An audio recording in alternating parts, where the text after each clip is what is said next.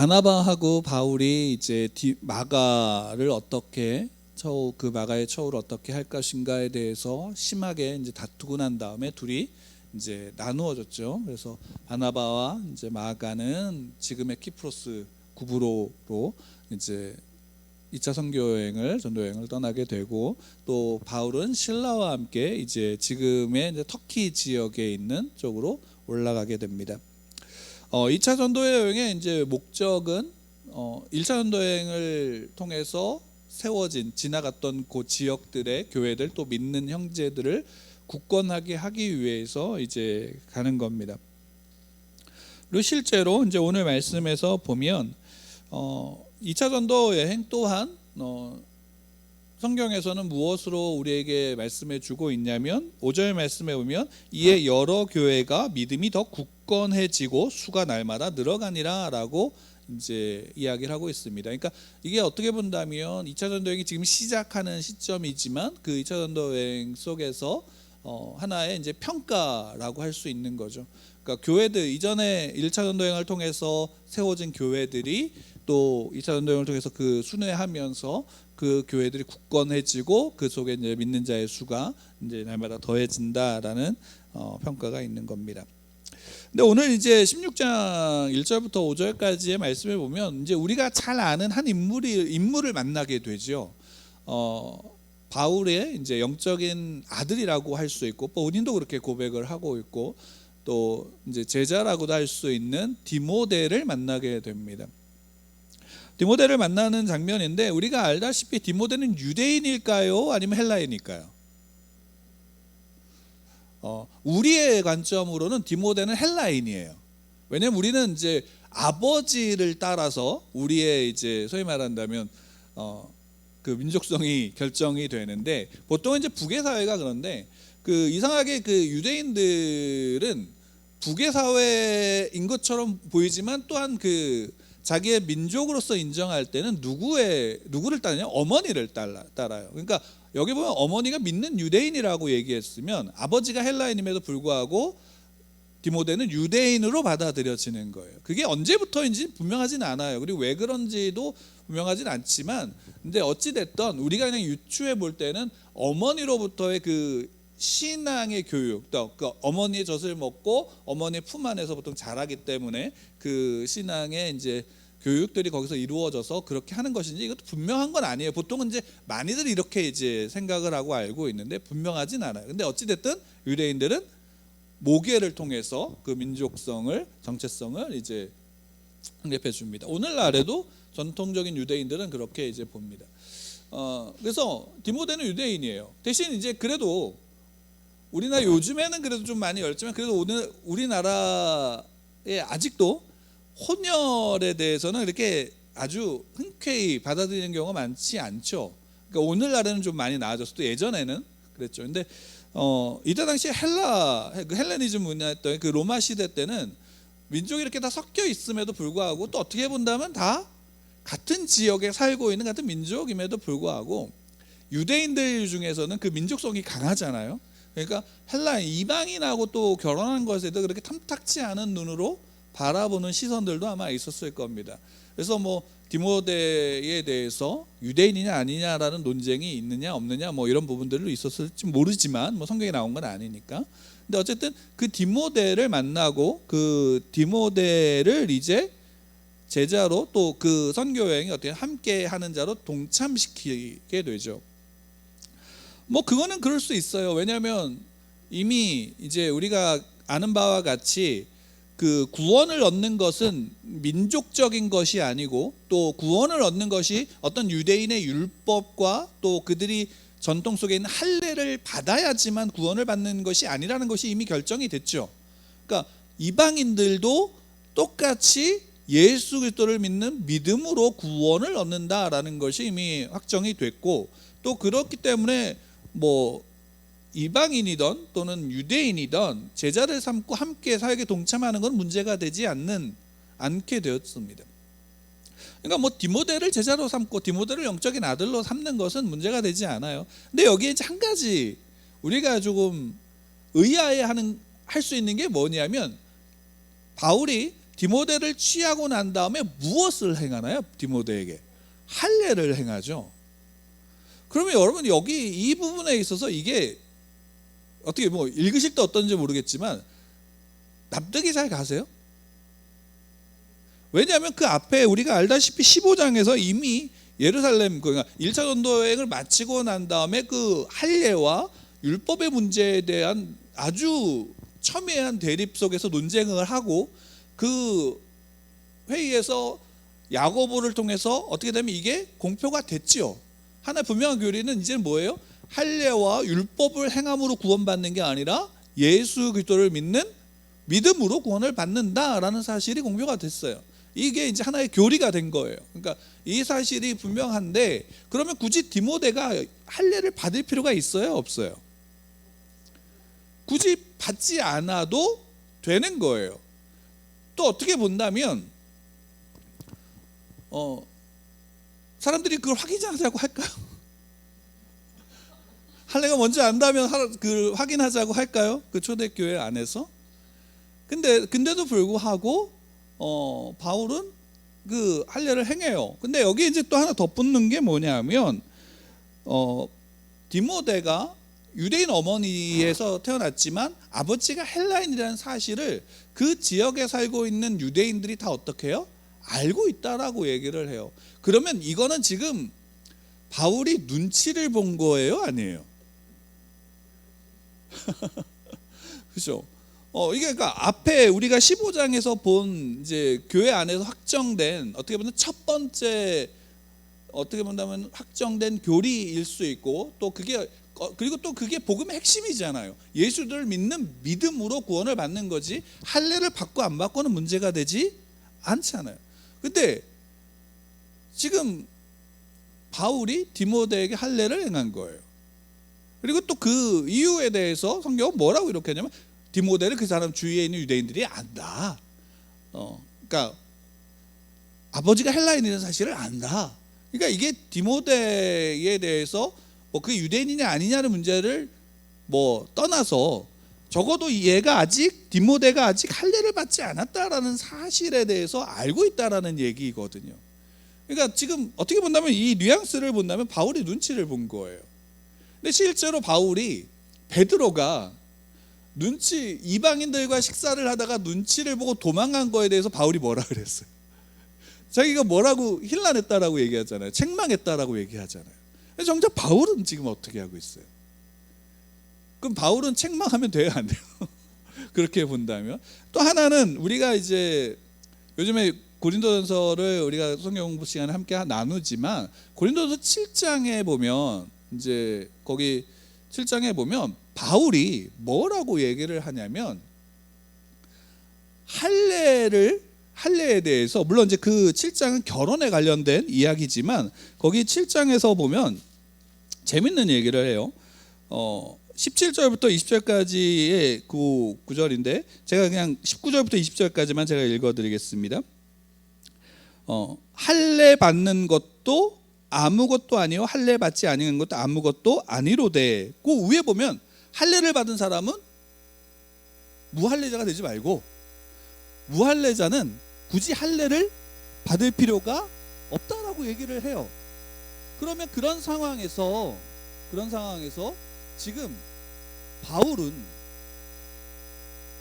우리가 본 사도행전 16장 그 디모데를 할례하게 하는 그 장면과 연관이 되면 같은 말을 하는 게 아니에요. 왔다 갔다 하고 있는 거예요. 그럼 여러분은 어떠세요? 여러분 같으면 이때 어떻게 하실 것 같으세요?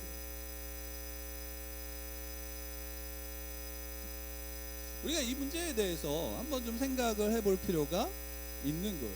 왜? 실제로 여기서 바울이 디모데에게 할례를 행했는가 안 했는가에 대한 문제가 우리에게 어떤 것을 전해주느냐면 중요한 한 가지를 정해줘요. 어떤 중요한 것일까? 라고 우리가 한번 좀 생각해 볼 필요가 있어요. 왜 그럼 바울은 디모데에게 할례를 행했을까? 이유가 뭘까? 좋게 한번 생각해 본다면 분명히 이유가 있겠죠. 아마 이 디모데가 할례를 받지 않은 것, 또 디모데가 아버지가 헬라인이라는 것 때문에 유대인의 정체성에 대해서 의심을 받을까요? 안 받을까요? 받겠죠. 그럼 적어도 디모데가 하는 사역 속에 그것이 문제가 될까요? 안 될까요? 될 수 있는 거예요. 그러니까 그 문제의 소지를 어떻게 하냐면 처음부터 싹을 없애는 거예요. 그러니까 디모데가 할례를 받지 않았다라는 것에서 할례를 받음으로 얘가 온전한 유대인이라는 사실에 대해서 유대인들을 향한 사역 속에서 그 사역을 행할 수 있도록 그 일을 먼저 할례를 행함으로 그 문제를 제거하는 거예요. 왜 그러냐면 실제로 그 사도 바울이 그 전도 여행이나 이런 거를 다닐 때 단순하게 먼저 무턱대고 이방인들에게 가서 그 지역에서 만나서 복음을 전하지 않았어요. 먼저는 어떻게 했냐면 유대인들 그 당시에 있었던 디아스포라 공동체에 세워진 회당에서 먼저 유대인들에게 복음을 전했어요. 왜냐하면 그 지역에 살고 있는 유대인들에게 먼저 복음을 전함으로 그들을 통해서 무엇을 했냐면 복음이 이방인들에게 흘러갈 수 있도록 한 거예요. 또 그들을 통해서 만난 이방인들, 또 그 안에 나는 유대교로 전향하기 위한 또는 유대교에 관심 있는 이방인들이 그때 복음을 듣고 관심 있는 이들을 만남으로 말미암아 그 지역에 이방인들에게 복음이 전해지고 그들에게 믿음으로 말미암아 구원을 얻어서 교회가 세워지는 일들이 그 안에 있었기 때문에 먼저는 단순하게 그냥 가서 전하는 게 아니라 유대인들 안에서 전한 거예요. 그러면 디모데의 사역도 당연히 그 유대인들 안에서 그 사역이 이루어져야 되겠죠. 또 그것에 대해서 문제가 된다면 당연히 그 문제에 대해서 큰 논쟁이 될 수 있으니까 어떻게 하냐면 그거를 먼저 제거한 거예요. 우리가 지금 이렇게 생각을 해본다면 그것이 참 합리적인 일이에요. 근데 이렇게만 생각한다면 이것은 또 하나 뭐가 되냐면 그러면 사람의 가지고 있는 그 교리라는 부분에 있어서도 그것도 그냥 상황에 따라서 환경에 따라서 또 그 누구를 만나냐에 따라서 그것 다 바뀌어도 되는 것인가? 라는 생각을 할 수 있게 되잖아요. 실제로.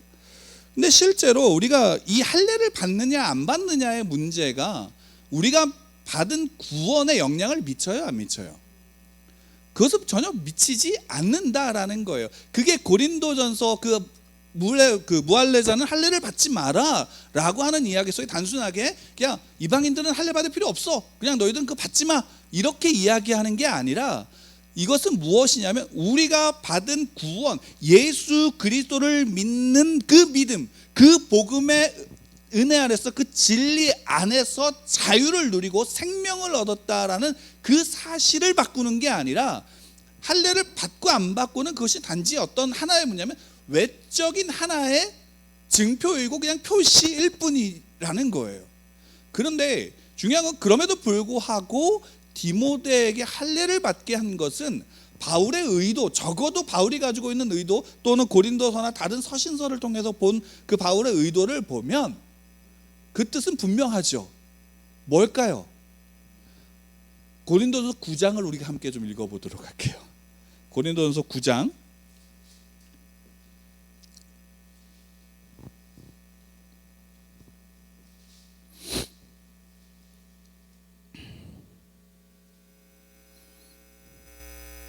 17절부터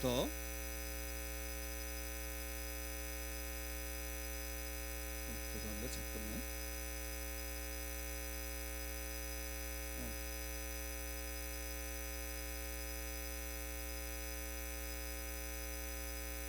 아, 17절부터 우리 함께 좀 읽을게요. 같이 우리 20절까지 우리 함께 읽겠습니다. 20절 이하까지 제가 읽어드릴게요. 그냥 17절부터 내가 내 자의로 이것을 행하면 상을 얻으려니와 내가 자의로 아니한다 할지라도 나는 사명을 받았노라. 그런즉 내 상이 무엇이냐? 내가 복음을 전할 때에 값없이 전하고 복음으로 말미암아 내게 있는 권리를 다 쓰지 아니하는 이것이로다. 내가 모든 사람에게 자유로우나 스스로 모든 사람에게 종이 된 것은 더 많은 사람을 얻고자 함이라. 유대인들에게 내가 유대인같이 된 것은 유대인들을 얻고자 하며 율법 아래 있는 자들에게는 내가 율법 아래 있지 아니하나 율법 아래 있는 자와 같이 된 것은 율법 아래 있는 자들을 얻고자 하며 율법 없는 자에게는 내가 하나님께는 율법이 없는 자가 아니요 도리어 그리스도의 율법 아래 있는 자이나 율법 없는 자와 같이 된 것은 율법 없는 자들을 얻고자 함이라. 약한 자들에게 내가 약한 자와 같이 된 것은 약한 자들을 얻고자 함이요 내가 여러 사람에게 여러 모습이 된 것은 아무쪼록 몇 사람이라도 구원하고자 함이니. 그러니까 지금 사도 바울이 이야기하고 있는 것은 할례를 받고 안 받고의 문제가 아니라 또 내가 어떠하냐의 문제가 아니라 이 복음을 전할 때, 이 복음의 구원을, 그 생명을 전할 때에 어떤 의도로 내가 나를 중심으로 전하는 게 아니라 그것을 받는 이들을 중심으로 복음을 전하고 있는 거예요. 할례를 받은 자나 무할례자나 그 자체가 중요한 게 아니라 율법이 있냐 아니냐의 문제가 아니라 그가 상대방을 향해서 그 복음을 전하는 진리를 전하는 그 안에 그들에게 누구를 맞추냐면 나를 맞추어 주는 거예요. 이게 지금 사도 바울의 복음을 전하는 전략인 거예요. 쉽게 말한다면. 그리고 그것은 성경에서 우리에게 이것을 알려주고 있는 단순하게 바울은 이렇게 했다가 아니라 예수님이 이 땅에 우리를 위해서, 나를 위해서 이 땅에 오셨다. 하나님이신 그가 인간으로 오셨다라는 그 안에 또한 그것이 함께 있는 거예요. 그러니까 하나님의 사랑은 우리에게 하나님의 위치에서 하나님의 강제적으로 주입이 아니라 하나님이 우리에게 오심으로 말미암아 우리와 같이 되심으로 말미암아 그분의 사랑이 우리에게 동등되게 전해진 거예요. 여러분, 하나님이 성경에서 우리에게 보여주고 있는 하나님은 어떤 분인가요? 우리가 보통 그래서 하나님을 뭐라고 얘기하냐면 사랑의 하나님이라고 얘기하죠. 그러면 여러분 가만히 한번 생각해 보세요. 사랑은 일방적으로 큰 자가 낮은 자, 약한 자에게 주는 건가요? 아니면 동등한 위치에 있는 자가 동등한 자를 서로 동등함으로 어떻게 해요? 서로 함께 사랑하는 건가요? 사랑은 성경에서 우리에게 이야기해주는 하나님의 사랑은 우리가 어떻게 본다면 오해하게 되는 게 뭐냐면 하나님이 크신 그 하나님이 일방적으로 주어주는 것인 것처럼 느껴지지만 하나님이 우리에게 요구하시는 사랑은 뭐냐면 쌍방의 것이에요. 하나님은 우리를 향해서 어떻게 하냐면 너는 나보다 낮은 자야 라고 그냥 비하하시는 게 아니라 하나님은 어떻게 하냐면 나를 사랑하시기 위해서 낮게 아예 나의 수준으로 맞춰서 오심으로 말미암아 하나님의 사랑을 주시고 그 사랑으로 말미암아 우리를 어떻게 하냐면 하나님을 사랑할 수 있도록 하시는 거예요. 그게 창세기에서도 나오고 성경에서 하나님의 택한 사람들을 향해서 하나님이 다가가시는 방법이에요. 하나님은 한 번도 초월적인 존재여서 강제로 강압적으로 사랑을 주신 것이 아니라 그 사랑을 우리에게 어떻게 하냐면 베푸심으로 말미암아 우리가 그 사랑을 받고 그 사랑에 반응할 수 있도록 한 거예요. 그리고 그 하나님을 어떻게 해요? 아버지로서 사랑할 수 있도록. 그러니까 그 하나님의 사랑은 일방적인 게 아니에요. 하나님의 사랑은 어떻게 본다면 쌍방적인 거예요. 그래서 질투하시는 하나님이라고 표현하기도 하는 거예요. 우리가 그 사랑에서 그러면 그냥 오해하는 것도 그 하나님을 사랑한다라는 것이 마치 우리의 모든 것을 다 해서 아주 경건하게 어떤 모양으로서의 사랑을 말하는 게 아니라 우리가 살아가는 그 삶의 모든 모습 속에서 또한 그 사랑이 어떻게 하나님을 향한 사랑으로 나가게 되어지냐면 다른 사람을 위해서 다른 그 사랑을 전하기 위해서 내가 또한 낮아짐으로 말미암아 그 사랑이 함께 표현되어지는 거예요. 여러분, 하나님을 사랑하는 것이 우리가 예배를 드리고 기도하고 찬양하는 것으로서 또는 어떤 경건의 어떤 삶의 모습으로서만 표현해진다면 여러분 분명한 것은 이거예요. 어떤 분이 그 책에서 이런 기록을 했어요. 뭐냐면 거룩이라는 것은 거룩이라는 것은 그냥 하나님을 향한 어떤 모양과 어떤 의식이 아니라 거룩이라는 것은 우리가 낮아짐으로 말미암아 그 속에서 하나님의 사랑을 예수님이 보이셨던 그 삶의 모습을 나타날 때에 우리의 삶의 거룩이 드러나는 거예요. 거룩은 구별되어졌다라는 것은 단순하게 나는 죄송합니다. 성경만 봐. 나는 24시간 기도만 해. 그걸로 우리의 거룩이 표현되지 않아요. 거룩은 실제적인 거예요. 우리의 믿음 또한 마찬가지예요. 여러분 히브리서 11장에 보면 믿음의 사람들의 이야기가 나와요. 그러면서 그들의 믿음에 대한 이야기가 히브리서 11장에 나오죠. 근데 여러분 한 가지 우리가 거기서 분명하게 봐야 할 것이 있어요. 히브리서 11장의 그 믿음의 사람들의 믿음의 평가는 누구의 평가예요? 하나님의 평가죠. 그럼 한번 보세요. 아브라함이 믿음의 사람인가요? 우리는 아브라함이 갈 바를 알지 못해서 갈대아 우르에서 가나안 땅으로 갔다라고 생각하지만 실제로 하나님이 가나안 땅으로 가라고 명령하지 않으셨어요. 한번 가만히 생각해 보세요. 그러면 아브라함이 발을 내딛고 간 발걸음 속에 간 곳이 가나안 땅이었던 거예요. 이해가 되세요? 하나님이 글로 가라고 명령하지 않았어요. 그러니까 반대로 서쪽으로 갔으면, 아니 동쪽으로 갔으면, 다른 곳에 아브라함이 정착했으면, 그곳에 아무도 없는 곳에 정착했으면 그곳에서 하나님은 아브라함에게 하나의 민족을 이룰 수 있도록 하나님 하셨을까요? 안 하셨을까요? 하셨을 거예요. 근데 하나님이 우리가 그 하나님의 인도하심이라는 것은 뭐냐면 하나님이 그를 강제로 이끌어간 것이 아니라 아브라함이 내딛는 발걸음 속에서 적어도 그 당시에 아마 여러 가지 종교와 여러 가지 신들에 대한 이야기가 들려졌을 때 가나안 땅에 여호와 하나님을 믿는, 하나님에 대한 신앙을 믿는 이들이 있었는지 또 없었는지 모르지만 어쨌든 하나님은 그 아브라함의 발걸음 속에서 그가 간 발걸음들을 하나님이 이끌어 가셨. 결론적으로 하나님이 이끌어 가셨다라는 것이 히브리서에서 하나님이 평가하신 거예요. 누구를? 아브라함을. 그러니까 그 믿음은 지금 내가 얼마나 믿음이 있느냐가 아니라 결국 그 믿음은 누가 우리를 믿게 하셨다, 우리를 믿는 자를 이끌어 가셨는가, 결론을 누가 내시는 것인가 라는 것에 대해서 하나님이 이끌어 가시고 하나님이 그 속에서 우리의 믿음을 세우셨으며 하나님이 우리에게 너는 믿음이 있어 라고 말씀하시고 계시는 거예요. 그게 하나님의 열심으로서 표현되어지는 거라고 우리가 고백하는 거죠. 우리가 그럼 내 삶이 지금 여러분들 앞에 주어진 여러분들의 삶의 모습 속에서 내가 하나님을 믿는다, 내가 그래서 믿음이 있어서 이렇게 하고 있다라는 것은 그냥 우리식의 표현일 뿐이지 그 믿음을 누가 결국 온전하게 하시는 이냐면 하나님이 온전하게 하고 계시는 과정 속에 나는 갈 바를 알지 못하고 무엇이 하나님의 뜻인지 모를지라도 그 속에서 어떻게 하고 있는 거예요? 내가 내딛는 바를 누가 인정하고 계시는 것이냐면 하나님이 인정하고 계시는 거예요.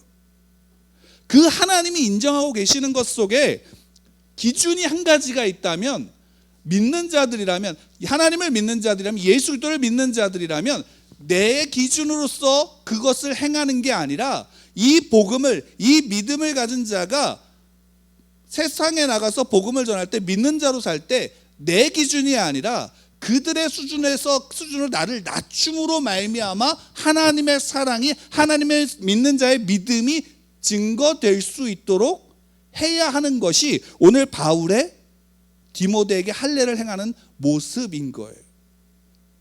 단순하게 이것이 사역의 효율성만을 놓고만 따진다면 누구의 기준인 거예요? 바울의 기준일 뿐인 거예요.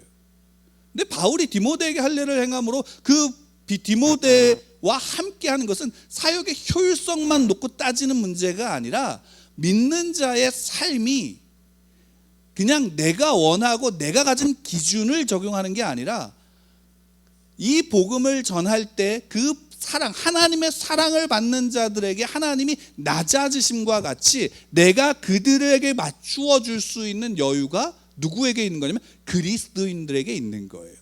이게 진리를 알지니 진리가 너희를 자유롭게 하시는 거예요. 그러니까 모세를 택하실 때도 마찬가지죠. 하나님이 모세를 택하시면서 모세에게 하나님이 뭐라고 말하냐면 나는 스스로 있는 자라고 말씀하신 것은 내가 아브라함의 하나님이고 이삭의 하나님이고 야곱의 하나님이야, 내가 너의 하나님이야 라는 것도 그 안에 있지만, 박영선 목사님이 자주 말씀하시는 것 중에 한 가지가 뭐냐면 나는 하나님인 것을 한 번도 중단하지 않았어 라고 그 의미를 해석하시고 계세요.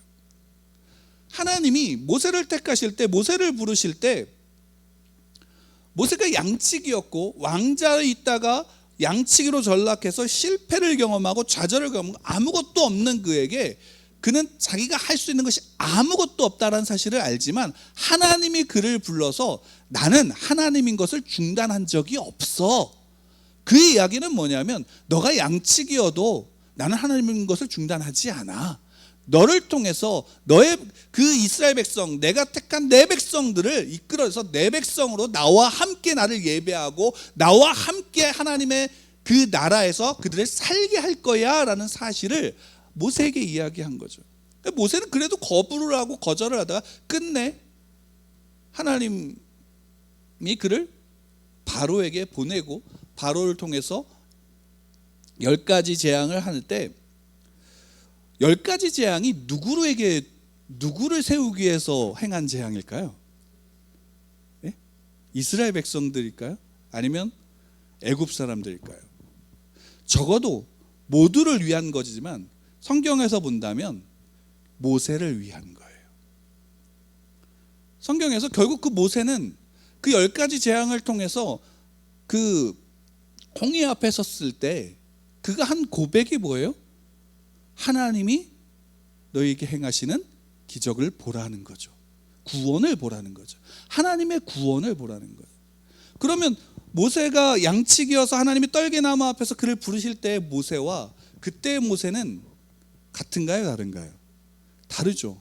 그게 모세가 가지고 있는 모세의 믿음일까요? 아니요. 하나님이 그를 그 믿음 가운데 세우신 거예요. 그리고 히브리서에서는 바로 그것을 이야기하는 거예요. 우리의 믿음을 누가 보시고 누가 인정하시는 거예요? 하나님이 택하셨다면 하나님이 인정하시는 거예요. 그리고 그 속에서 우리는 뭐를 사는 거예요? 영광에서 영광으로 살아가는 삶을 살아가야 되는 거예요.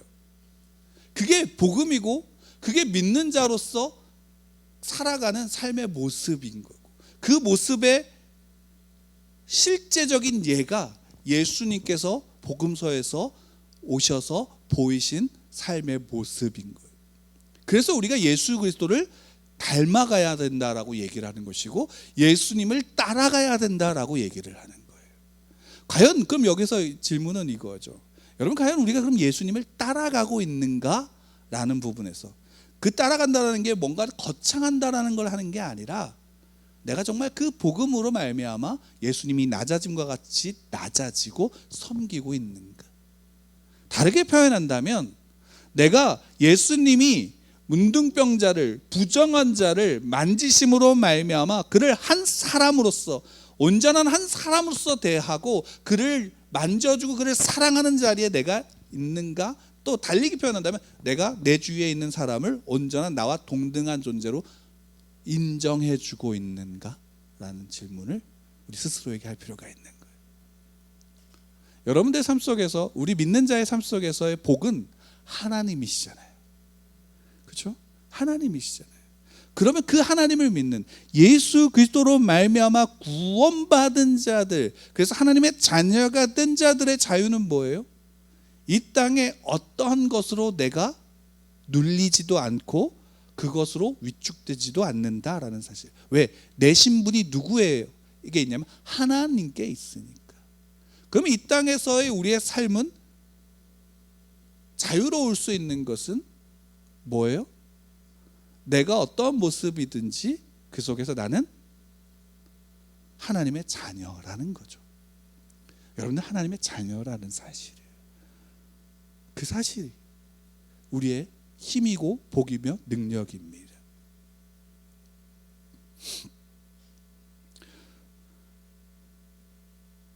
여러분, 한 가지 우리가 이제 마지막으로 이 말씀을 가지고 나누고 말씀 마치려고 하는데, 여러분, 우리 이제 교회에 어린 아이가 있죠. 어린 아이가 있는데 그 어린 아이하고 한번 팔씨름을 해보시면, 여러분, 그 아이하고 팔씨름을 해보면 이기시나요, 지시나요? 실제로 그냥 딱 이기실까요, 질까요? 그럼죠. 뭐 힘으로 이기든 지든 여러분한테 그게 문제가 되나요? 때로는 힘이 더 세도 져주기도 하죠. 또는 정말 제가 힘이 세서 살이 너무 쪄가지고 힘이 너무 장사가 돼서 정말 강해서 나를 그냥 힘으로 이길 수도 있어요. 여러분, 그렇다고 해서 여러분은 자존심이 상하시나요? 그렇지 않잖아요. 왜요? 저 아이가 가지고 있는 수준과 내가 지금 어른으로서 가지고 있는 수준이 분명히 다르잖아요. 그게 저 아이는 아주 그냥 미숙하니까 뭐 어리니까 무시해도 된다라는 말이 아니라 내가 그 아이를 받아줄 수 있는 거잖아요. 그렇지 않아요? 받아줄 수 있잖아요. 그게 어른이고, 어른은 비록 아이가 나를 무시하는 듯한 어린 나이에 아직 모르는 그 어린아이의 투정으로 무시하는 듯한 행동을 해도 그것을 받아줄 수 있는 여유가 있는 거잖아요. 여러분, 그게 자유예요. 그게 자유예요. 물론 죄송합니다, 아빠는 좀 달라지는 것 같아요. 근데 그게 자유예요. 그게 성경에서 우리에게 알려준 진리 안에서 진리가 너희를 자유롭게 한다라는 그 자유예요. 거기에서 그 진리 안에, 복음 안에 구원받은 자는 내가 가난해도 가난하다는 것이 나를 정의하지 않고 있다라는 거예요. 그게 내 신분을 규정하지 않는다라는 사실이에요. 그리고 그것이 우리의 이 땅에서 그리스도인이 다른 그리스도인의 거룩이 거기 안에 있다라는 사실입니다.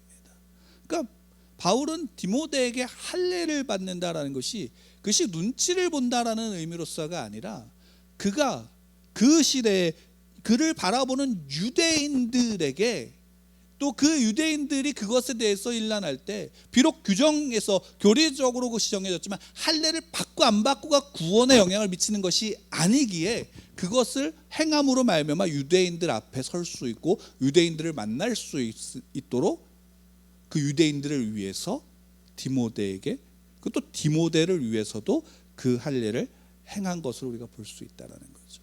그리고 성경에서 분명하게 사도 바울이, 아까 우리가 고린도서 9장을 또한 읽었지만 그 속에서 사도 바울의 그 의도는 분명하죠. 그들이 얼마가 되든지 내가 그 자리에 있음으로 말미암아 그들이 구원을 얻는, 내가 구원의 통로로, 복음의 통로로 그 자리에 서고자 함인 거죠. 그럼 반대로 얘기하면 이거죠. 바울에게 있어서는 그게 영광의 자리인 거예요. 그렇지 않나요? 자기가 돌을 맞는 것 때문에 바울이 그것 때문에 몸은 아프고 고달프고 때로는 그것 때문에 짜증이 날 수도 있지만 그것이 바울을 정의하지, 돌을 맞는 것이, 난파된 것이, 또 사람들 앞에서 도망치는 것이 그를 정의하고 있지 않다라는 사실이 성경에서, 그의 편지에서 우리에게 분명히 보여주고 있는 거예요. 그가 어떤 것을 했기 때문에 그건 대단한 사람이다가 아니라 그는 단지 한 사람의 믿음의 사람으로서 그 시대에 그가 할 수 있는 일을 그가 낮아짐으로 하고 있는 거예요. 사람들에게 다가가고 있다라는 사실이죠. 여러분, 하나님의 자녀이십니다. 여러분, 진리 안에서 자유로운 분들입니다. 그 자유로운 삶을 사십시오. 예수 그리스도로 말미암아 자유를 누리고 있습니다. 어디를 가든지 갈 바를 알지 못하시나요? 여러분들이 내딛는 그 발걸음이 하나님이 인도하시는 발걸음입니다. 내가 저리 가야 될까? 이리 가야 될까? 이리 가는 것이 하나님의 뜻인가? 저리 가는 것이 하나님의 뜻인가? 이리 가도 하나님의 뜻이 그곳에 있고 요리 가도 하나님의 뜻이 그곳에 있습니다. 때로는 그 속에서 넘어지고 실수한 부분들을 깨닫게 된다면 회개하고 다시 서서 가시길 바랍니다. 아직 못 깨달았으면 그냥 쭉 가십시오. 어느 순간 하나님이 너무 급하시면 우리식으로 표현하겠습니다. 몽둥이를 드실 수도 있을 겁니다. 근데 분명한 것은 몽둥이를 맞았으면 맞은 대로 뭘 알아요? 아, 이렇게 하면 맞는구나 라는 걸 아는 거죠. 그럼 적어도 하나님 앞에 다시 설 수 있는 거죠. 서 나가는. 아니, 이렇습니다. 하나님은 한 번도 하나님이신 적을 포기하신 적이 없으십니다. 하나님은 한 번도 하나님의 손을 우리에게서 놓지 않으십니다. 하나님의 사랑에서 우리를 끊을 존재가 끊을 것이 없습니다. 하나님 우리를 사랑하시며 하나님 우리를 자녀로 삼으셨습니다. 자유하십시오. 여러분들 삶에서 자유하십시오. 그리고 자유를 또 하나님이 주신 것들을 누리시며 다만 그 속에서 예수님이 그러신 것처럼 낮아지시고 섬기시는 자리에 서고자 몸부림치시는, 또 그 속에서 고민하시면서 물으시면서 답을 추구하시면서 성경에서 말씀을 통하여 하나님 앞에 서는 여러분들 되기를 축원합니다.